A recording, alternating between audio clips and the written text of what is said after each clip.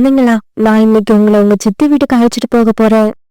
அம்மா, சித்தி பெரிய பணக்காரங்க தானே? அவங்க வீடு ரொம்ப பெருசா இருக்குமா? ஆமா, உங்க சித்தி நம்மளை விட பெரிய பணக்காரங்க. நம்ம வீடு மாதிரி அவங்க வீடு 10 மடங்கு பெருசு. அப்படின்னா அவங்க வீட்ல கண்டிப்பா டிவி இருக்கும். நாங்க போய் அந்த டிவில சோனா குருவி கதைய பாப்போம். சோனா குருவி கதை எனக்கு பிடிக்கும், நானும் பாப்பேன்.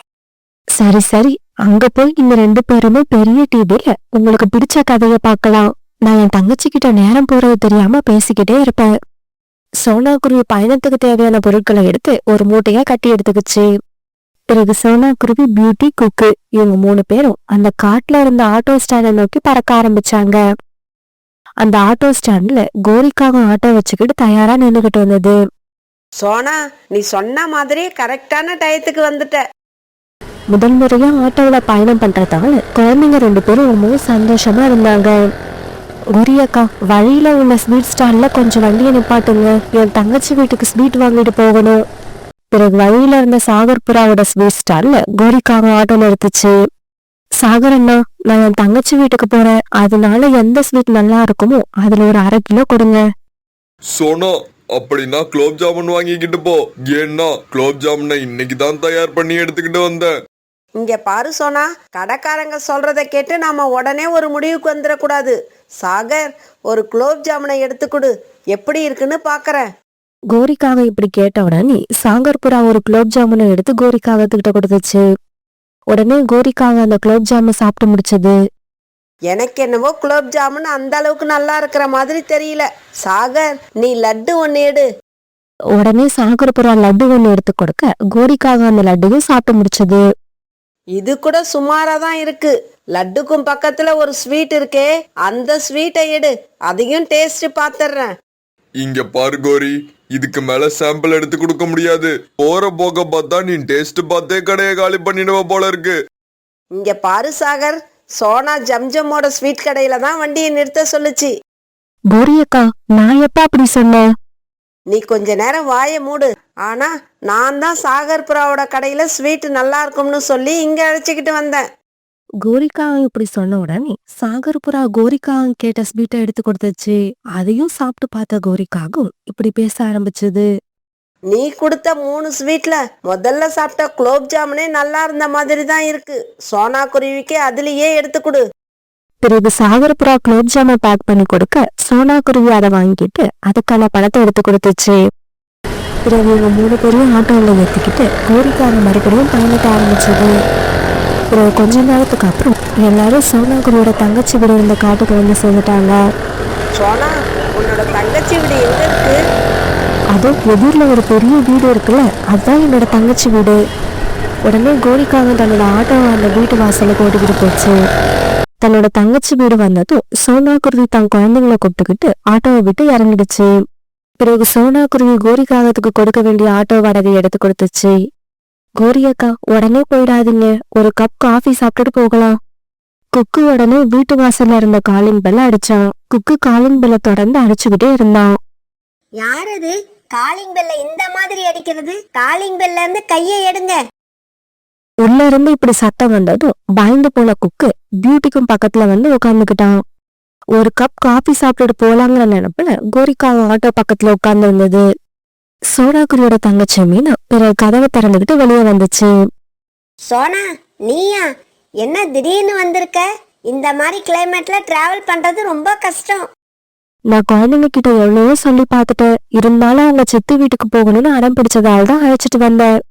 அம்மா, மீனா சித்தி வீட்டுக்கு போகலாம்னு நீங்க தானம்மா சொன்னீங்க. குக்கு சொன்னதை கேட்டுட்டு கோரிக்காக சத்தம் போடாம சிரிக்க ஆரம்பிச்சது. சரி சரி, எல்லாரும் உள்ள வாங்க, வெளியில ரொம்ப குளிரா இருக்கு. மீனா இப்படி சொன்னதும் கோரிக்காக கொஞ்சம் நகர்ந்து முன்னால வந்துச்சு. ஆட்டோ டிரைவரை எதுக்காக வெயிட் பண்ண வச்ச? பணம் கொடுத்து அனுப்பு. ஆட்டோவுக்கு கொடுக்க பணம் இருக்கா இல்லையா? ஆட்டோவுக்கு பணம் எல்லாம் கொடுத்தாச்சு, ரொம்ப குளிரா இருக்குல்ல, அதனால ஒரு கப் காஃபி சாப்பிட்டுட்டு போகலான்னு நான் தான் உங்களை இருக்க சொன்னேன். இது என்ன புது பழக்கமா இருக்கு? ஆட்டோ டிரைவரை வீட்டு வாசல்லையே கட் பண்ணி அனுப்பணும். இவங்களை எல்லாம் வீட்டுக்குள்ள அழைச்சிக்கிட்டு போக கூடாது. ஹலோ டிரைவர், நான் பணம் தரேன், போற வழியில காபி சாப்பிட்டுக்குங்க.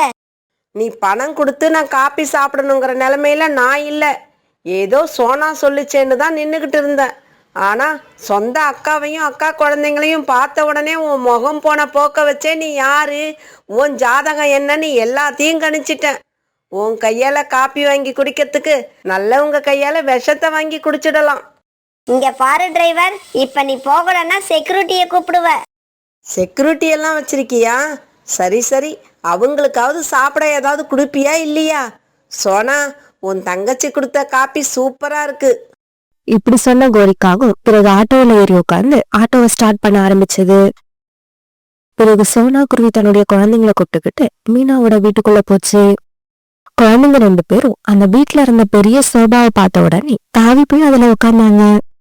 குழந்தைங்களா, மெதுவா போய் உட்காருங்க, கீழே விழுந்துட போறீங்க. பியூட்டி, குக்கு 2 பேரும் இப்படி கீழே வந்து உட்காருங்க. நேத்து தான் அந்த சோபாவை உங்க சித்தப்பா வாங்கிட்டு வந்தாரு. அதை அழுக்காக்கிடாதீங்க, அப்புறம் அவர்கிட்ட நான் தான் திட்டு வாங்கணும். சித்தி இப்படி சொன்ன உடனே குழந்தைங்க 2 பேரும் அம்மா பக்கத்துல வந்து உட்காந்துட்டாங்க. மீனா இந்த மாதிரி பேசினது சோனா குருவி மனசுல ஒரு நெருடலை உண்டாக்குச்சு. சித்தி, டிவி ஆன் பண்ணுங்க, நாங்க படம் பார்க்கணும். சித்தி, ரிமோட்டை எடுத்து என்கிட்ட கொடுங்க. உங்க தம்பி முன்னா எப்பவும் படிக்காம டிவி பார்த்துக்கிட்டே இருக்காங்கிறதுக்காக உங்க சித்தப்பா டிவி போடக்கூடாதுன்னு சொல்லியிருக்காரு. அப்படியா சித்தி? அதனால பரவாயில்ல. முன்னா எங்க இருக்கான்? நாங்க அவன் கூட விளையாடுறோம். முன்னா தூங்கிக்கிட்டு இருக்கான். இப்ப ஸ்கூல் லீவு விட்டுருக்காங்கல்ல, அதனால அவன் லேட்டா தான் எழுந்திருப்பான். அப்புறம் சோனா, நீ சொல்லு, என்னோட வீடு எப்படி இருக்கு? ரொம்ப அழகா இருக்கு மீனா. என்னோட தங்கச்சி இவ்வளவு பெரிய வீட்டுல இருக்கிறது எனக்கு சந்தோஷமா இருக்கு. இந்த சமயத்துல தூங்கிக்கிட்டு வந்த மீனாவோட பையன் முன்னா அங்க வந்துட்டான். பிறகு பியூட்டி, குக்கு, முன்னா இவங்க 3 பேரும் விளையாட ஆரம்பிச்சாங்க. முன்னா, வீட்டுக்கு யார் வந்தாலும் அவங்க கூட போய் விளையாடக்கூடாதுன்னு நான் எத்தனை தடவை உனக்கு சொல்லியிருக்கேன். இங்க வா, இங்க வந்து உட்காரு. சுகாதாரம் இல்லாத குழந்தைங்க கூட சேர்ந்து விளையாடனா அப்புறம் உனக்கு ஸ்கின் ப்ராப்ளம் வந்துடும். மீனா, என்ன இப்படி பேசுற? என்னோட குழந்தைங்க சுத்தமாதான் இருக்காங்க. அவங்க நானும் நல்ல முறையில தான் வளர்த்துக்கிட்டு இருக்கேன். சோனா, நீ 1000 தான் சொல்லு. சுகாதாரத்துக்காக நான் தினமும் கிட்டத்தட்ட 300 ரூபாய் செலவு பண்ணுவேன். ஒன்னால அது முடியுமா? நீ எல்லாம் 100 ரூபாய் இருந்தா ஒரு நாள் குடும்பத்தையே ஓட்டிடுவ. என்ன சோனா, நான் சொல்றது உண்மைதானே? மீனா தன்னையும் தன்னோட குழந்தைங்களையும் அவமானப்படுத்த தெரிஞ்சாலும் சோனா குருவி எதுவும் பேசாம மௌனமாவே இருந்துச்சு. சித்தி, நாங்க முன்னா கூட ஜாலியா விளையாடலாம்னு தான் நினைச்சோம். ஜாலியா விளையாடணும்னா பார்க்கு, பீச்சுன்னு போயிருக்கணும். சித்தி வீட்டுக்கு வந்தா பெரியவங்க பேசுறத கேட்டுக்கிட்டு பேசாம உட்கார்ந்துருக்கணும். சோனா, காபி சாப்பிடணும்னா கிச்சன்ல போய் தயார் பண்ணி சாப்பிடுங்க. நான் கொஞ்ச நேரம் ரெஸ்ட் எடுத்துட்டு வந்துடுறேன். அப்புறம் கிச்சனுக்கு போனீங்கன்னா குழந்தைங்களை அழைச்சிக்கிட்டு போகாத. இப்படி சொல்லிட்டு மீனா பக்கத்து ரூமுக்கு போய் தன்னோட பெட்ல படுத்துக்குச்சு. அம்மா அம்மா, இந்த வீடு எங்களுக்கு பிடிக்கலம்மா, வாங்க நம்ம வீட்டுக்கு போவோம். ஆமாம்மா, இங்க இருக்க வேண்டாம், எரிச்சலா இருக்கு. சரி குழந்தைங்களா, வாங்க நம்ம வீட்டுக்கே கிளம்புவோம். சோனா குருவி அதை எடுத்துட்டு வந்த மூட்டையை தூக்கிக்கிச்சு. குழந்தைங்களா, அந்த ஸ்வீட் பாக்ஸையும் எடுத்துக்கோங்க. பிறகு சோனா குருவி, பியூட்டி, குக்கு இவங்க 3 பேரும் மீனாவோட வீட்டை விட்டு வெளியே வந்தாங்க. இவங்க வெளியில வந்து பார்த்தப்ப கோரிக்காங்க தன்னோட ஆட்டோவை ஸ்டார்ட் பண்ணிக்கிட்டு இருந்துச்சு. கோரியக்கா, என்னாச்சு? நீங்க இன்னுமா போகல? அதை ஏன் கேட்குற சோனா? நானும் 1/2 மணி நேரமா ஸ்டார்ட் பண்றேன், வண்டி ஸ்டார்ட் ஆகவே மாட்டேங்குது. கோரியக்கா, நாங்களும் வந்துட்டோம், மறுபடியும் நம்ம காட்டுக்கே போகலாம். பிறகு இவங்க 3 பேரும் ஆட்டோல ஏறி உட்காந்துக்கிட்டாங்க. ஆமா சோனா, தங்கச்சி வீட்ல இருந்து என்ன இவ்வளவு சீக்கிரமா திரும்பிட்டீங்க?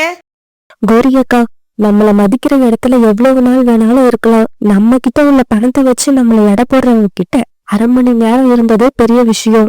சோனா, உனக்கு இது புரிய 1/2 மணி நேரம் ஆச்சு. ஆனா ஒரு 1/2 டம்ளர் காப்பிலேயே நான் இதை கண்டுபிடிச்சிட்டேன். இதை கேட்டுட்டு எல்லாரும் சிரிக்க ஆரம்பிச்சாங்க. பிறகு கோரிக்காக மறுபடியும் ஸ்டார்ட் பண்ண ட்ரை பண்ணப்ப ஆட்டோ உடனே ஸ்டார்ட் ஆயிடுச்சு. சோனா, உங்களை மறுபடியும் ஏத்திக்கிட்டு போகணும்னு தான் என்னோட ஆட்டோ இவ்வளவு நேரமா ஸ்டார்ட் ஆகாம இருந்திருக்கு போல இருக்கு. இப்படி சொன்ன கோரிக்காக ஆட்டோவை ஓட்டிக்கிட்டு சுந்தரவன காடு நோக்கி போக ஆரம்பிச்சது.